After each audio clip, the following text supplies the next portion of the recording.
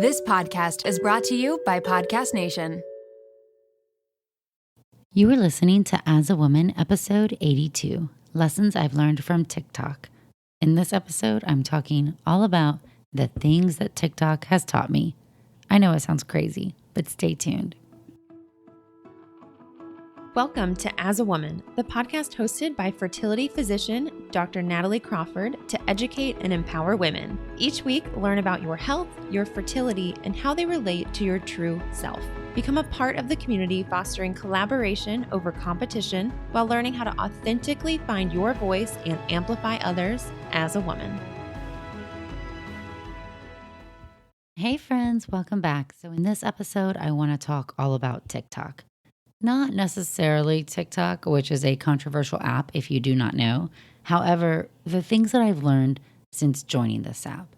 So I think I'm going to dive right in and say the number one thing is to push your own boundaries.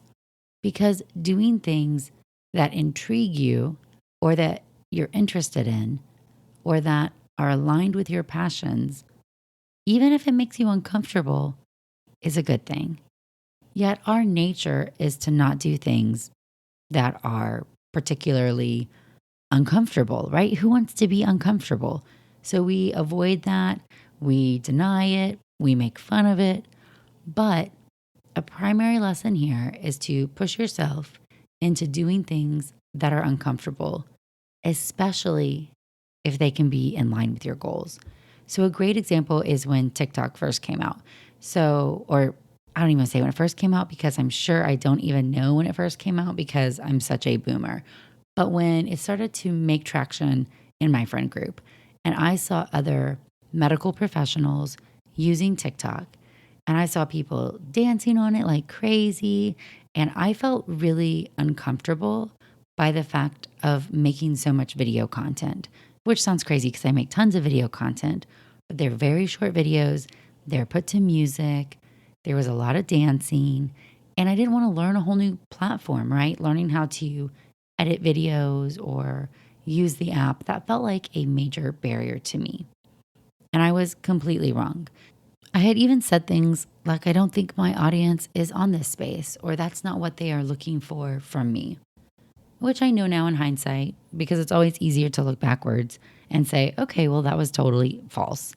My audience is there. And a large portion of them are looking for information. They just don't even know they're looking for it. So the first thing I had to get over was myself, my own perception of who I was or what I could do. And the second thing is to realize you can do new things, yet still do them in your way. You don't have to do things the way everybody else does. And you can stay true to your goals and your ideas while still presenting good information to people. And so when I really realized I was wrong was understanding that there are a lot of young women on the app. There's not just young women. So there are a lot of people who are trying to get pregnant, who are struggling with infertility. And I have a lot of videos that resonate with them. But the videos that go viral, that I get tons of messages about and comments about, are issues specifically geared towards young women, and they're not talking about them. So my first viral video was one about endometriosis. And now this one video changed my entire perspective of this app. I picked a song and it's playing and I'm clapping. And each time I'm clapping, something different is coming up, a symptom of endometriosis or common things that I would hear from young women. Simply saying, if you are experiencing these things with your period, extreme pain, passing out, vomiting, missing out on activities, needing narcotic pain medication, things like that this is not normal and you should see a doctor. Very fast, 10-second clip. I don't speak a word. I look at the camera and clap. And it did not take me long to edit. It's not that hard. And that's when I learned that there was a huge value to putting yourself out there in places, because that video got 5 million views. 5 million people watched that video. And I had messages later that some of them had no idea that some of these things were abnormal. And they scheduled appointments with their doctor. They got started on treatment or had surgery, or whatever it was. And I think that that really brought home to me the fact that putting yourself into uncomfortable places can be really beneficial. The second thing that TikTok taught me, which is kind of related, is the fact that you can learn new things. I know we don't like to, but especially to anybody who's listening who is a healthcare professional or who has a desire to educate or inspire or tell their story, yet we let these artificial boundaries hold us back. I can't edit a podcast. I don't know how to record a video for YouTube.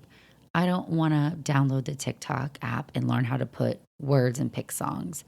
I don't want to. Those are the same thing. We are making excuses. And so TikTok showed me that making excuses is not a good way to live your life. I'm also not saying that you have to go be on TikTok. You can choose not to be. And of course, that is fine. However, doing things because you want to do them is why you should. Doing things because you have a passion. So remember way back to episode number 1 when I asked you all, what is your goal? And if part of your goal includes reaching other people, and it may not, of course, that's fine. But if part of your goal includes reaching other people, you can't just stand on a stage in the middle of a field and expect people to come find you. You have to go to them. And how do you go to them nowadays? You come into their home and their life through their phone, through their computer. You have to put content out and create for people to find. And so if one of your goals is to reach people, you have to get over the excuses and start reaching them. But the take home is that you are certainly smart enough. So especially if you're listening and you've got a degree, you've graduated college, you're a physician for goodness sake, you can download TikTok and learn to edit videos. You can, you're definitely smart enough. So saying I can't do it or I don't want to do it or I can't figure out Instagram, whatever, that is the crappiest excuse I've ever heard. You are very smart. You can 1000% figure it out. And you should really think about what is your goal? And if it is to reach people, to do something, tell a story, inspire, educate, how are you reaching them? And how can you do it better? And what excuses are you using to hold you back? And I'm being very serious there because that's the number one thing I hear from other people or other physicians specifically is I would do social media. I would so have a podcast, but I just can't figure that out. Sure, you can. I am recording on a microphone attached to my laptop and I edit it and upload it myself. You also could hire an editor, but you can figure it out. So you need to decide what's important to you, what your goals are. And if they include not reaching other people, good for you. You're probably doing a lot more fun things with your time. But I love sitting here recording my podcast because this is so in line with one of my goals. The third thing that TikTok has taught me is that I am old.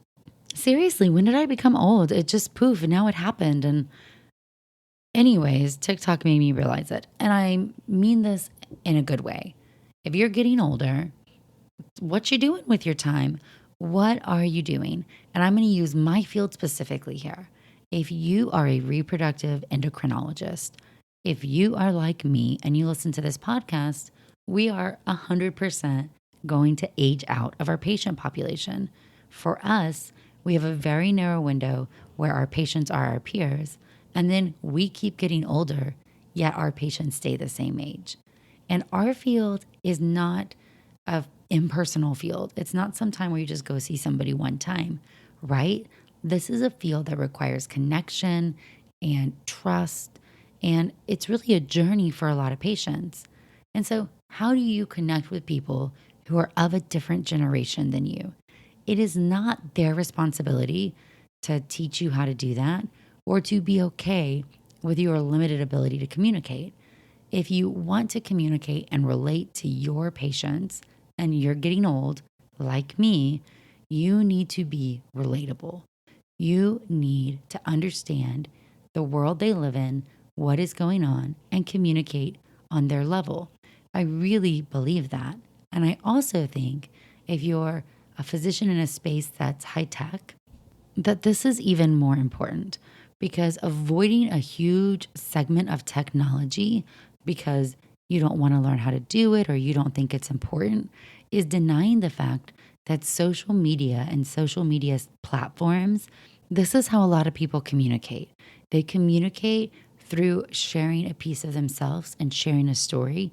And the bar has been changed for what we should be as fertility doctors. And you can disagree with me if you want, and I'm fine with it because I'm doing it. And I have so many friends who are doing it in this space, and I love it so much to see all of us out there. And that is because we're getting old, you guys. And it's okay. When you're getting old, it is time to say, what's important to me? What do I want to do? And if you're in a field that needs to relate to other people, how are you relating to them and reaching them? One of the biggest things that people get unsolicited advice about is their skin. So if you're tired of hearing that you should just wash your face at night or do this or do that, it's time to get some actual help. And there's a lot of buzz about what's right for you, but in my opinion, it's best to get advice from real experts. And that's why we're excited to partner with Apostrophe. Apostrophe is an online platform that connects you with an expert dermatology team. It allows you to get customized acne treatment for your unique skin. Through Apostrophe, you can get access to both oral and topical medications, things that are used clinically with proven ingredients to help clear acne. Simply fill out an easy online consultation about your skin goals. You'll have a virtual consultation, and then you'll get your own personalized treatment plan. Personally, I love how simple it was to sign up for your visit, the personalized treatment plan, and access to an expert team. We do have a special deal for the audience. You can get your first visit for only $5 at apostrophe.com/AAW when you use our code AAW. That's a saving of $15. The code is only available to our listeners. So to get started, go to apostrophe.com/AAW, click Get Started. Use the code AAW to sign up, and you'll get your first visit for only $5. Thank you, Apostrophe, for sponsoring this episode. The fourth thing that TikTok has taught me is that OMG, there is some batshit crazy bad information out there, like really terrible, terrible stuff. And I really hope it's just in the women's health sphere because I'm sure my TikTok is jaded because I watch all of the TikTok gynecology and fertility videos all the time. But there are so many people telling really bad info. And it is not just random people, meaning it's not just the girl on the street saying that you need to wash out inside your vagina to make it smell like pineapples and roses. But there are actual medical professionals out there giving you crazy pieces of advice and not disclosing who they are or what field they're in or why they are qualified or in a lot of cases not qualified to give that information. And it is blowing your mind. So last week I did a YouTube video. If you follow my YouTube channel, it is Natalie Crawford, MD, and it is growing. I'm so proud of it. Talk about push your own boundaries, learn how to sit in front of a video and not fidget the whole time. But I did a video on reacting to gynecology TikTok. And one of the videos, oh my gosh, you guys, it was this lady. I have since been told she's an acupuncturist, what I couldn't find out. And she had a video series on how to have a baby boy. And the video was part 27. Like, what on earth? It was part 27. What are parts 1 through 26? And it doesn't even matter what the video was about. But here's the thing. There's nothing you can do naturally to have a higher chance of a boy or girl. And here is somebody in a white coat as a health professional up there having a 27-part video series talking about it. And if I was just a young person watching this, or even somebody my own age who didn't know better, I would say, oh my gosh, this is great. Look at this information. And not disclosing that it is not true. Anyways, there's so much bad stuff out there. And I think those of us who are medical professionals spending our time educating on TikTok are really fighting the good fight, maybe of a losing battle. We're really, really trying to educate and provide good facts. And the thing that is hardest for me is that when we go sometimes counter these arguments with science and evidence, there's so much hate out there.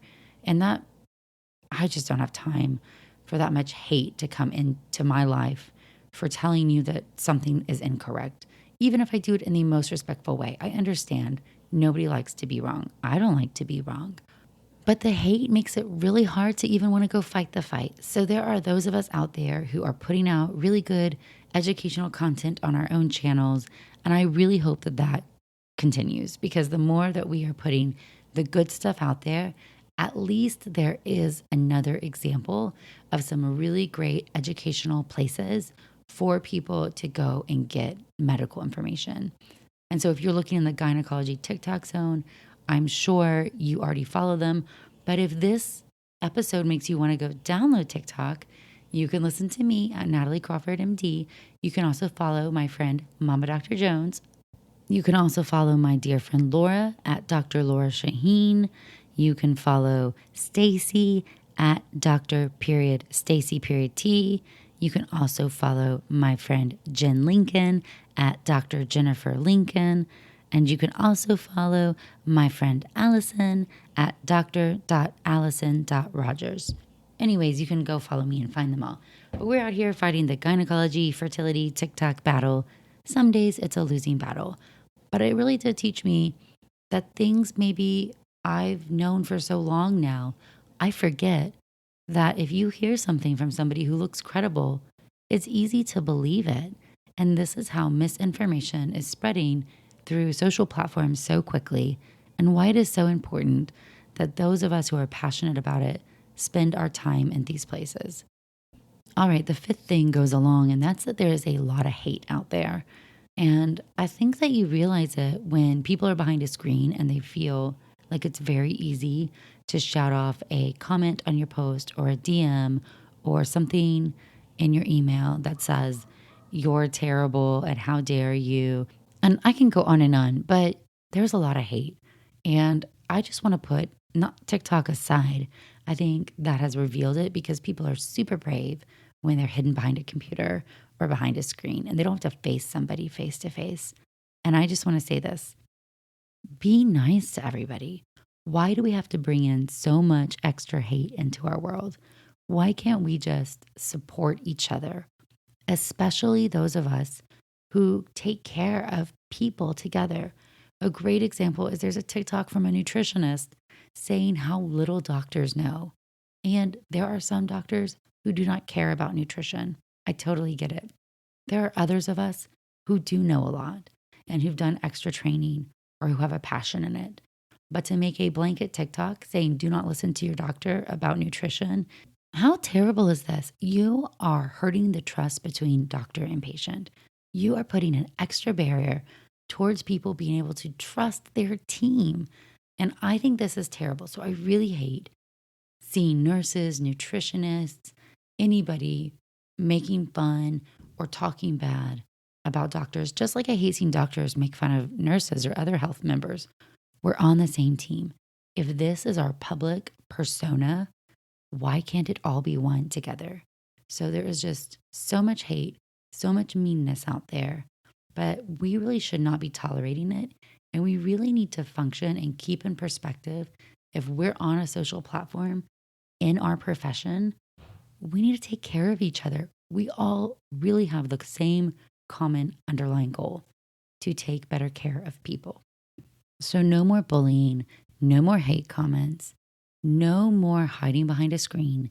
Do not make fun of your healthcare team.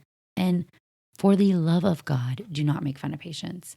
Do not tell stories about patients. Do not ever put patients as the butt of a joke. I cannot understand why we would do this. I think it really shows a lack of insight into what it must be like to be any other person who has ever been a patient before, which is everybody, and who watches that to see a patient being made fun of by a provider. And even if HIPAA's not broken, where is the professional decency in our field? No wonder they don't trust us.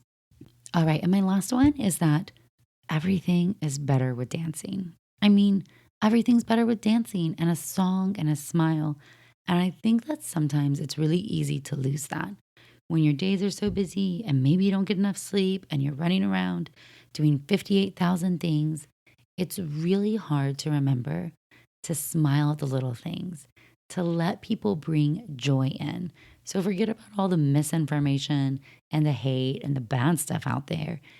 This app can bring so much joy. There are so many times I have laughed out loud at how creative somebody is, whether it's from dancing or from their voiceover or their creativity and creating a very short video purely to entertain other people.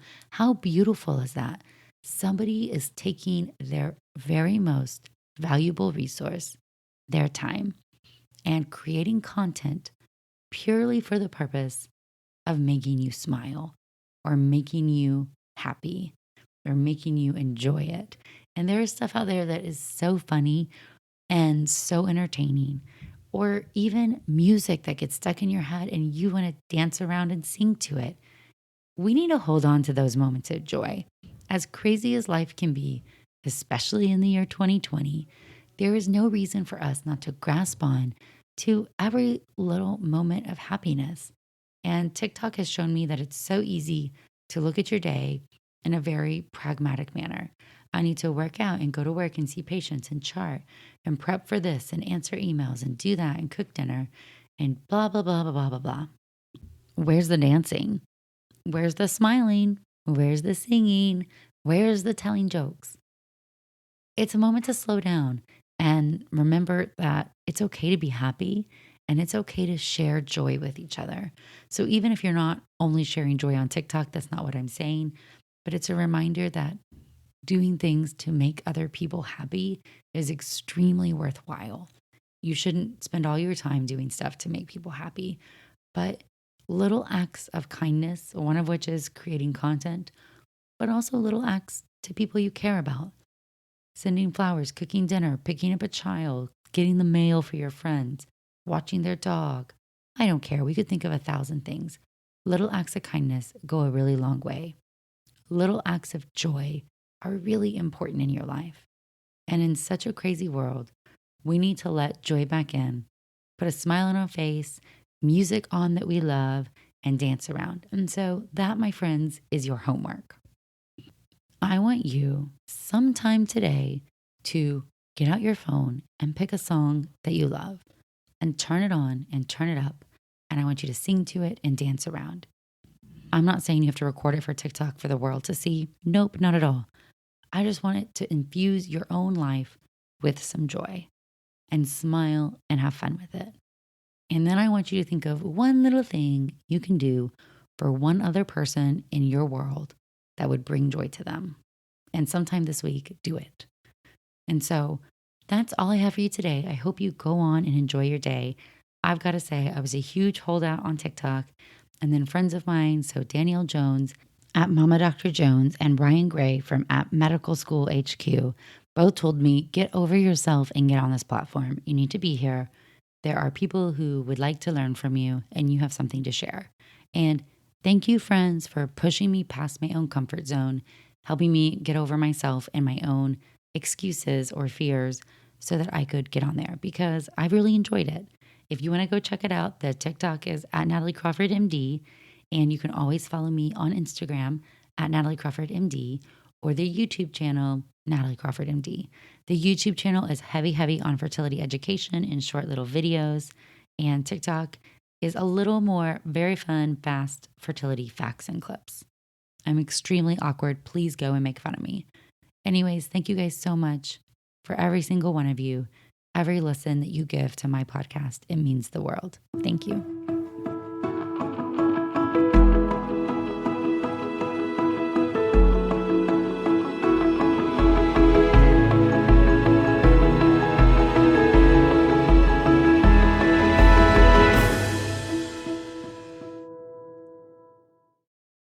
My name is Len Webb. And I'm Vincent Williams. We'd like to welcome you to our documentary podcast, The Class of 1989. Over the course of 6 episodes, Vincent and I will examine the importance of 6 black films that came out in '89 and how they shaped and influenced popular culture, filmmaking, and society in general. Come on, sucker. Let's get it on. New episodes will begin running weekly on March 6th.